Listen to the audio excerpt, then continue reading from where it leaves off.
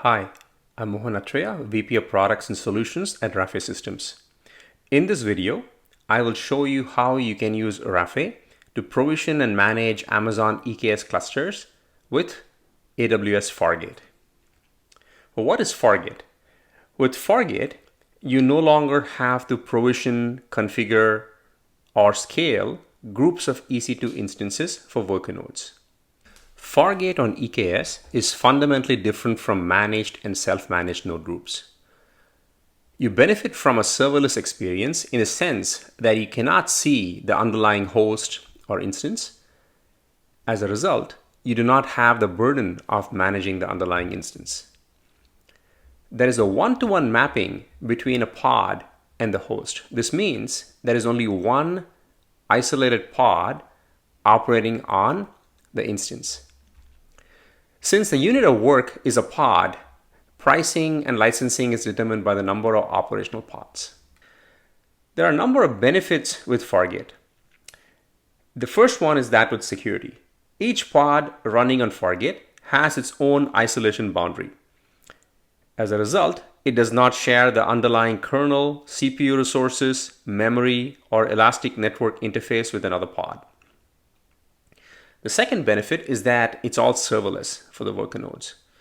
There is no need to choose instance types. You don't have to worry about scaling your node groups, and you don't have to worry about optimizing cluster packing, which kind of means that you decide how many pods you want in a particular node.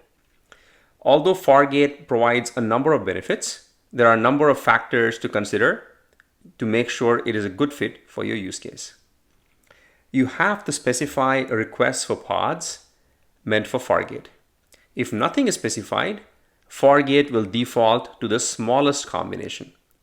You cannot run daemon sets, you cannot run privileged containers, you cannot deploy applications that need GPUs on Fargate. As a result, it is typically very common to operate EKS clusters in mixed mode. That is, a combination of regular node groups and Fargate profiles. Now let's look at a demo of this in action using Rafay. In the first step, we will provision a cluster, an EKS cluster, with a bunch of Fargate profiles. Let us now start by looking at a declarative cluster spec for our EKS cluster.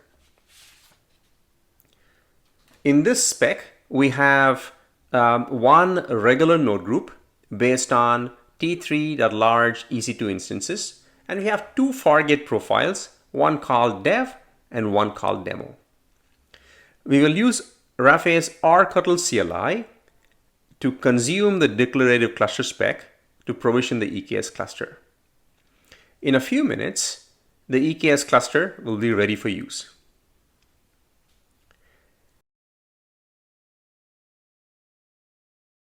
Now, let us deploy a workload to Fargate. We will now deploy a workload to the dev namespace. In our example, the selectors for the Fargate profile have been configured so that all pods destined for the dev namespace will be deployed to Fargate.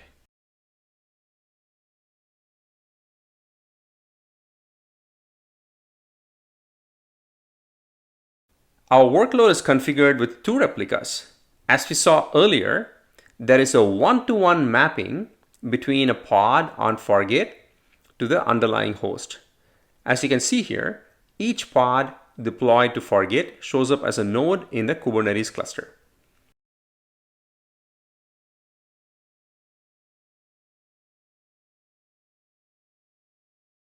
Now let us unpublish our workload.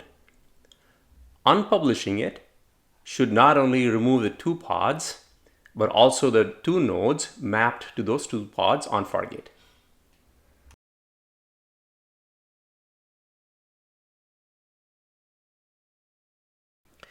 In summary, we just saw how easy it is with Rafay to provision and manage EKS clusters with Fargate profiles.